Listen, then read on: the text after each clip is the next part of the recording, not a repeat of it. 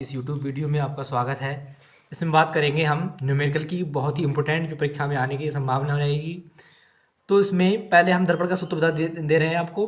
पहले पिछली वीडियो में मैंने आपको दर्पण का सूत्र बता दिया था, फिर भी दोबारा रिपीट कर रहा हूँ मैं। दर्पण का सूत्र क्या होता है? 1/f बराबर 1/b प्लस 1/u। यहाँ पर f क्या है? फोकस दूरी, b क्या है? प्रतिबिंब की दूरी, और u क्या है? वस्तु की दूरी। यानी जो वस्तु रखी हुई है ये यहाँ से लेके दर्पण यहाँ से लेके यहाँ तक की दूरी वस्तु की दूरी कहलाती है u, और यहाँ से लेके यहाँ तक कहलाती है फोकस दूरी। ये वाली फोकस ऐप तक, यहाँ से लेके यहाँ तक फोकस तक की दूरी कहलाती है फोकस दूरी, और यहाँ से लेके यहाँ तक प्रतिबिंब की दूरी कहलाती है b। ठीक है। अब दर्पण में f का मान ऋणात्मक होगा, u का मान ऋणात्मक होगा। दर्पण के सम्मुख बने प्रतिबिंब के लिए b का मान ऋणात्मक लिया जाता है। देखो यहाँ पर अब दर्पण में क्या करते हैं? वस्तु की दूरी, देखो वस्तु यहाँ पर इस साइड में रखी हुई है, मैंने आपको बताया था। जैसे ग्राफ है इस तरीके से, ग्राफ में क्या करते हैं? ग्राफ होता है, इसमें इधर की साइड की प्लस की लेते हैं और इधर साइड की माइनस की लेते हैं, और ऊपर की प्लस की और नीचे माइनस की। इसी प्रकार इसमें होता है नियम। आप दर्पण के यहाँ इस साइड में जो होगी वो दूरी माइनस में ली जाएगी, और इस साइड में होगी जो दर्पण के साइड में वो प्लस की ली जाएगी। माइनस की देखो यहाँ पर दर्पण में वस्तु इधर साइड में है तो वस्तु की दूरी भी u प्लस की, फोकस इस साइड में है तो u भी माइनस में, और u वस्तु दूरी इधर है तो माइनस में ली जाएगी। सही है, वस्तु की दूरी।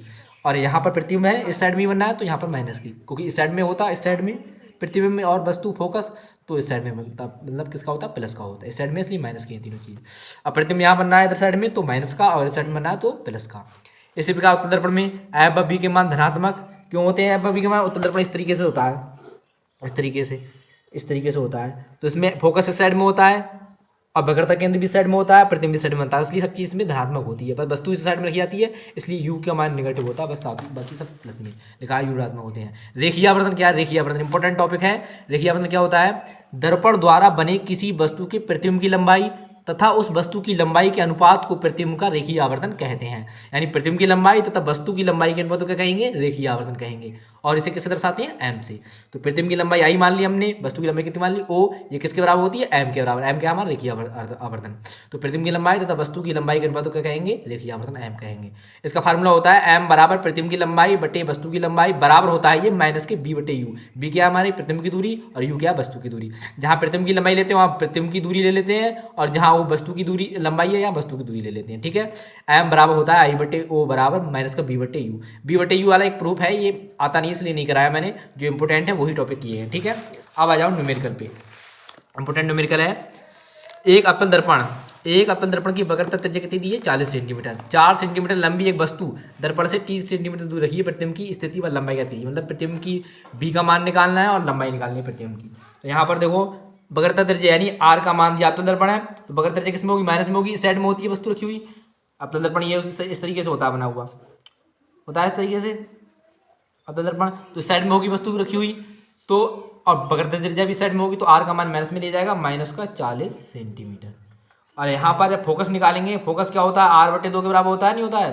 तो यहाँ पर हो जाएगा माइनस का 40 बटे 2, उसे काटेंगे तो आ जाएगा 20, यानी f का मान आया वो माइनस का 20 सेंटीमीटर आ गया। ठीक है। f का मान कितना है? 20 सेंटीमीटर।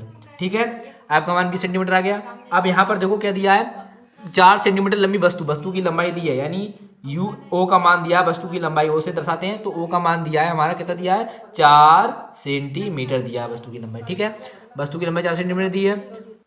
अब प्रतिबिंब की लंबाई देखेंगे, प्रतिबिंब की लंबाई हमें निकालनी है, i का मान क्या करना है? हमें निकालना है। और हमें यहाँ पर u का मान भी, b का मान भी नहीं दिया है, b का मान भी हमें निकालना है। क्या निकालना है? b का मान हमें निकालना है। और u का मान कितना दिया है हमारे पास? वस्तु की दूरी कितनी दी है? 4 सेंटीमीटर लंबी, एक वस्तु दर्पण से 30 सेंटीमीटर, यानी वस्तु की दूरी दी है 30 सेमी। देखो r दी थी 40 सेंटीमीटर, मैंने यहाँ से फोकस निकाली, 2 से भाग करके 20 सेंटीमीटर आ गई। प्रतिबिंब की लंबाई दी नहीं है i, वस्तु की लंबाई दी है 4 सेंटीमीटर, और u का मान दिया है कितना? 30 सेंटीमीटर। फार्मूला लगाएंगे पहले, कौन सा? पहले हमें b निकालना है, तो फार्मूला लगाएंगे 1/f बराबर होता है 1/b प्लस 1/u। ये वाला फार्मूला लगाएंगे, इससे हम क्या ज्ञात कर लेंगे? b ज्ञात कर लेंगे। 1/f का मान कितना दिया है? f का मान दिया हमारे लिए माइनस का 20, 1/b दिया नहीं है, वैसे उतार लिया हमने। 1/u का मान दिया, देखो u का मान कितना दिया है? माइनस का 30। अब ये इधर जाएगा तो किसका हो जाएगा? प्लस का हो जाएगा। 1/30 इधर आया, हमारा किसका हो गया? प्लस का। और 1/20 किसका था? ये माइनस का पहले से ही था। ठीक है, यानी 1/30 इधर आया, प्लस का हो गया, 1/20 ये माइनस का पहले से ही था, 1/b बचा यहाँ पर। यानी लासा लेंगे तो कितना आ जाएगा? 30 और 20 का लासा आता है हमारा, कितना आता है? 30।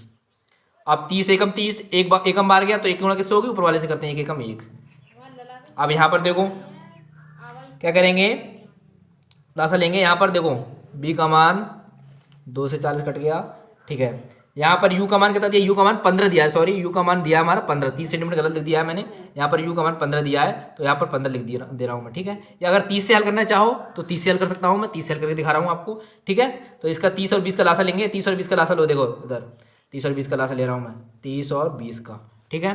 तो यहाँ पर हो जाएगा 5 छक 30, 5 चौक 20, 2 से काटा, 2 3 6 और 2 दूनी 4, 2 से फिर काटेंगे एकम 3 बचा, तो यहाँ से 3 से काटेंगे 3 एकम 3, ये हो जाएगा 5 चौक 20, 20 3 60, इसका क्या लासा कितना आएगा, 60 आएगा तब, ठीक है। लासा कितना आया, 60, लासा 60 आया, मैंने 60 लिख दिया यहाँ पर, ठीक है। 20 और 30 का लासा कितना लिखा, 60। अब 30 दूनी 60, तो यहाँ पर 2 एकम 2, 20 3 60, तो 3 एकम 3, जितना बार जाते हैं ऊपर वाले से गुणा कर देते हैं, तो 20 से भाग देंगे 60 को, तो 20 3 60 और 3 एकम 3 हो जाएगा, ये होगा 2 - 3 बटे 60 बराबर 1 बटे b, ये हो जाएगा 2 में से 3 जाएगा, माइनस का 1 बचेगा, माइनस का 1 बटे 60 बराबर, देखो 2 में से 3 गए, 1 बचा माइनस का, और ये बटे 60 ऐसे उतार लिए मैंने, बराबर में कितना है 1 बटे b। तेरे गुणा करेंगे तो ये हो जाएगा हमारा माइनस का b बराबर 60 एकम 60, अब b जब इधर लिखेंगे b बराबर, तो ये हो जाएगा माइनस का इधर जाके 60 सेंटीमीटर, ठीक है। माइनस का 60 सेंटीमीटर आया, मतलब ये प्रतिबिंब जो होगा वो दर्पण से इधर ही साइड बनेगा, इधर ही साइड बनेगा, ठीक है। अब निकालेंगे हम प्रतिबिंब की लंबाई, प्रतिबिंब की लंबाई निकालेंगे तो फार्मूला क्या होता है, मैंने अभी आपको लिखवाया था, m बराबर होता है I बटे O बराबर माइनस का b बटे u।